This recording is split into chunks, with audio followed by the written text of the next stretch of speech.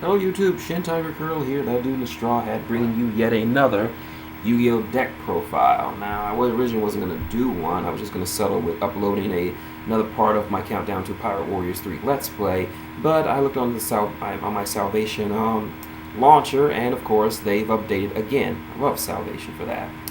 So, thanks to Chibi, one of the moderators of this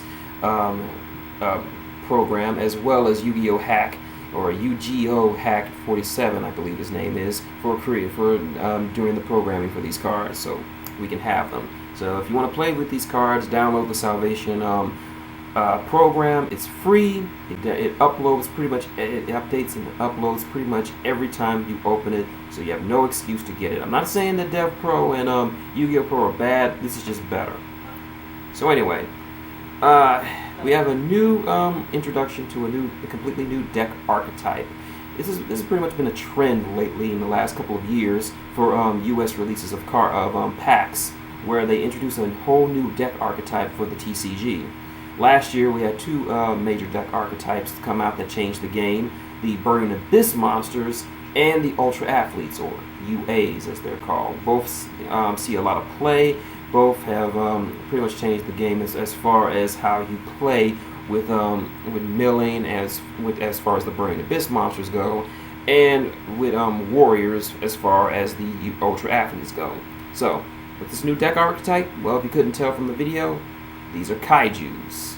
Yep, they made an archetype based around the old Toho monster movies from Japan, like Godzilla and Mothra and King Ghidorah and all that other good stuff. So far, only 2 monsters and 1 field spell have been debuted for this particular archetype. It's not enough for me to do a full deck profile on, because you really can't make a deck with this amount of stuff. I know there are going to be some people who are going to try, but I just wanted to show you the cards right quick, in case, so you can get some ideas. So anyway, first up, one of the first 2 monsters is Doragon, the Mad Flame Kaiju, Fire-type dinosaur monster. 4 stars, 3,000 attack, pitiable 1,200 defense. So let's look at his effect. You can special summon this card from your hand to your opponent's side of the field in attack position by attributing 1 monster they control. If they control a kaiju monster, you can special summon this card from your hand in attack mode, and you can only control 1 kaiju. Once per turn, you can remove 3 kaiju counters from anywhere on the field, destroy all monsters your opponent controls. This card cannot attack the turn you summon it. Now, I believe the first effect, where you can you can special summon this onto your opponent's side of the field, is something that they all share. It's something that Kiramungus shares with him, so there's that. And so this is also a good way of getting rid of those cards that just can't seem to be got rid of. It's in the same vein as Lava Golem, where you can just sack your opponent's monsters to summon this on their side of the field. It's Lava Golem was effective in burn damage, but for burn effect monsters and such. So this is good for getting rid of the for monsters that really can't be destroyed or any way removed from the field by your spell or trap or effect monster, since you're tributing and you're not actively targeting it, I guess. But anyway, this is good for getting rid of the Quilpov Towers. I can assume, as well as a few synchro monsters that can't be destroyed by battle. So that's a good way to get rid of those. Yeah, I think this one might even get over Quasar Dragon, because I don't think there's nothing in Quasars that can stop you from sacking it. But anyway, and I know what you're saying. Why would I be giving my opponent a 3,000 point beater? So its secondary effect means that if they control another kaiju monster, if they control a kaiju monster, which they will in this case, you can just special summon 1 from your hand. So you can give them a weaker one, like Kumimungus, and then summon Dorgangoa and just go in and do some damage for them. Now, the other effect now you can only control one kaiju monster, so I speculate they might introduce a sub-archetype for this because you can, or something that will allow you to skirt around this little rule of theirs. But anyway, its unique effect is where you can remove 3 kaiju counters from anywhere on the field and destroy all monsters your opponent controls.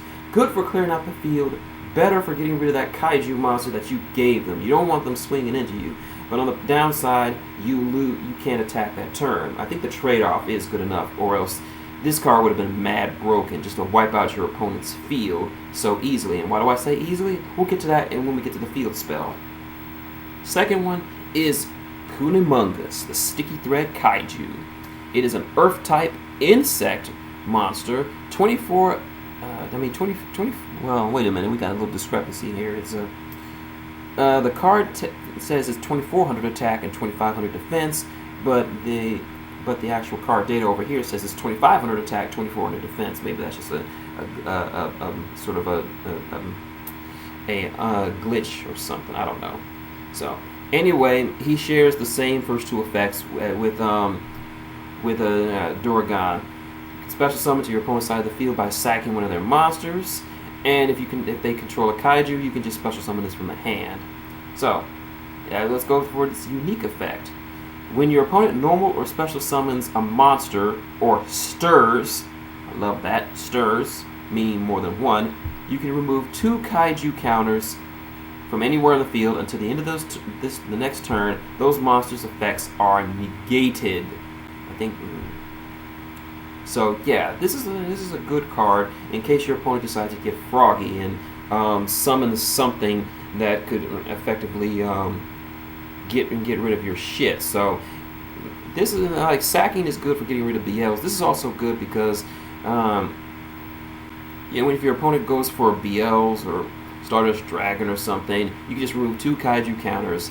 Boom, you don't have to deal with it until the next turn. So by then you would have figured out a way to get whatever that is off the field. So there's that. Since these are the 2 cards the only cards that they have out right now, there's no reason you shouldn't play both of them. Like I said, I'm suspecting that they're gonna release a sub-archetype within it to bolster the effects of the other kaiju monsters, or have some kind of card effect that lets you skirt around the whole one kaiju monster only rule for you. So that's just speculation. I don't know. Now let's move on to the field spell, Kyoto Seafront. Yeah, that's the Kyoto Tower. Yep. So all kaijus need a city where they can throw down and beat the shit out of shit. So they gave him a field spell. Let's look at it.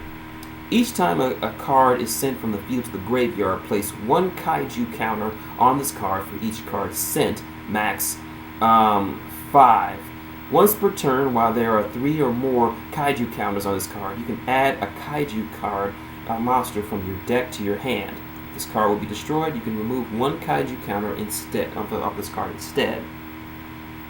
Now, there's a lot of Yu-Gi-Oh personalities on YouTube that don't particularly like field spells. I myself can take them or leave them. I'm in the middle ground. If they work with the archetype or give them some advantage, I'm fine with field spells. So this one is perfect for the kaijus. It said each time that a card or cards is sent from the field to the graveyard, doesn't necessarily have to say destroyed, it just says sent. You can place 1 kaiju counter for each card sent. Now, this, I can see a lot of people exploiting this with a lot of wicked combos, because you're always going to be sending cards from the field to the graveyard, and it doesn't matter who sends the cards to the graveyard. If you're playing this, there are lots of ways that's based on the wording that you can get a lot of counters on this card. And I wouldn't be surprised if someone were to play this and get 5 counters on the first turn this card is played. So yeah, I'm just amazed by this, and I'm glad that they put the whole give it a limit of 5, because if they didn't put a limit on it, this card would be insanely broken, and thus making kaijus even more broken than they really should be or could be. So yeah, I'm glad for that. Now the second effect, the Searcher effect, is also something that a guy I'm sub to, DPTOF, I forgot his name. I'll probably give you a link to his channel in the description for this video. But he noted that it's because it says once per turn, while there are 3 or more counters on this card, you can search for a kaiju. Now, it doesn't say remove counters, it just says you need to have counters on this card to get the effect, which is pretty nice, meaning that you don't have to lose advantage when you search for a kaiju monster, and you can do it over and over again per turn without losing counters. So the counters are there for your kaiju monsters to manipulate them and use them to just fuck over your opponent. This way, you don't have to lose anything, and you can have these monsters do this shit. The final effect, if this card will be destroyed, you can remove 1 kaiju counter from it instead. Gives it a little bit of extra protection against those MXTs or those galactic typhoons or dust tornadoes, anything that can destroy a card. But it doesn't stop it now. Originally, before the advent of the Arc 5 generation, this doesn't stop your opponent from playing over it, but thanks to the new setup, cards, 2 field spells can be played on the field at the same time, so there's no worry about them playing over this card. The only thing that you would have to worry about is them bouncing this card, because it doesn't, like Mystical City of Edamon, this card, his counters do not protect it from getting bounced, so you have to be careful of that. If the opponent bounces that card, not only do you lose your field spell and some appropriate ammunition for your kaiju's effects, but you lose all those spell counters that you worked so hard to accumulate. So yeah, what cards could go with this? It's too early for me to say. I'm gonna let me look through it right quick. One I saw earlier is Owner's Seal, which is an older card. Return control of all monsters on the field to their original owners. So yeah, you could play this. You could summon a kaiju, then summon onto their side of the field, then summon your own kaiju, and then play Owner's Seal. So now you have you have 2 big ass beaters on your side of the field, but it's still that other effect. You can only control 1 kaiju monster. Wait a minute. Oh, wait a minute. I've read that wrong. Excuse me. It says you can only control kaiju monsters, meaning that you can control more than 1. You just can't control anything else other than a kaiju. So I'm sorry for that. Please forgive me for making that mistake. I am very, very sorry. But yeah, this would make this deck expect to see a lot of this card getting played in kaiju decks. So I expect to see a lot of that. If you're gonna make a kaiju deck right now, even though I would at least wait until it has at least 2 more monsters and another spell or at least a trap card to go with them. I'd wait myself. But if you have to really want to play with this deck, I recommend Owner's Seal, because this is cheese. Another card is this one. Remove Brainwashing, a permanent continuous trap card. As long as this card remains face-up on the field, control of all monsters on the field returns to their original owners. It's just like Owner's Seal. It's just like Owner's Seal, but this one is continuous, meaning that even when you sack your opponent's monster to summon a kaiju and you play this, it will always come back to you. So, like I said, if you really, really, really want to play with this deck with the small amount of cards it has, get Remove Brainwashing. So there's that. So that's my video on the kaiju monsters, the new deck archetype that's revealed for the TCG.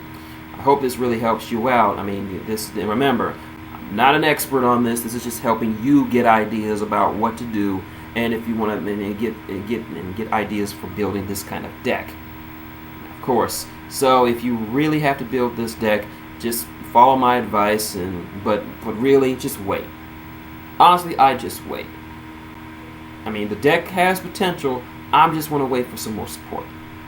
So anyway, if you like what you've seen, link, comment, subscribe below. You got any questions, comments, or want to discuss this new deck archetype and its impact on the game in the future, leave it below. I'll get back to you. Make sure you follow me on Twitter. I'll leave it below so that you can click on it, and I need more followers. Yes. If you want to support the channel, just give a nice Godzilla flame breath to that like button down there, or click on an advertisement. They really do help out. Or if you want to donate directly, you know what to do. So until next time, this has been shintigercurl, that dude in the straw hat, saying good night, good day, and I have plans for this deck.